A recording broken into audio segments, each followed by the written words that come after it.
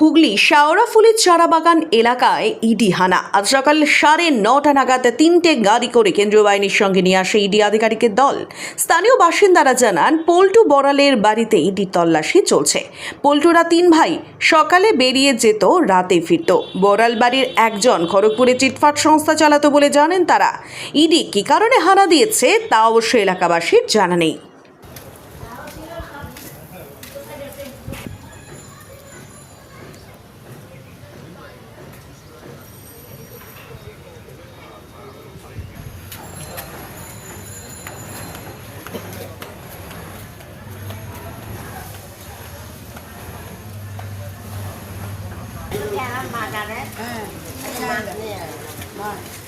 কথার আওয়াজ তো খুব ভালো লাগে।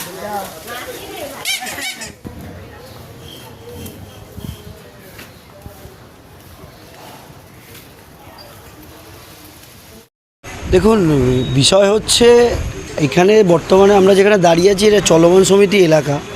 এই এলাকায় আমরা জানি যে বাড়িতে আজকে বর্তমানে ইডি সিবিআই এর রেড হয়েছে, সেখানে এই বাড়ির 3 ভাই বিভিন্ন কর্মক্ষেত্রের সাথে যুক্ত ছিল, যারা সকালে বেরোতো এবং রাতে ফিরতো।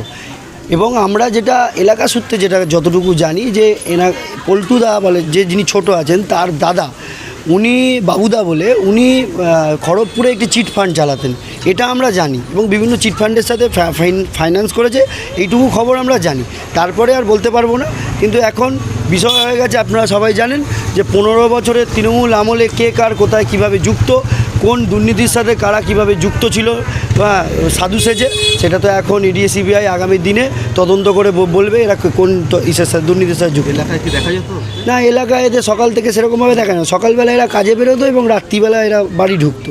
একমাত্র পল্টুদাকে আমরা দিনে দুপুরে যখন খুশি দেখতাম, উনি এলাকায় ঘুরতেন আর এই পার্কে উনি এখানে একটি পৌরসভার কর্মজীবনের সাথে যুক্ত ছিলেন।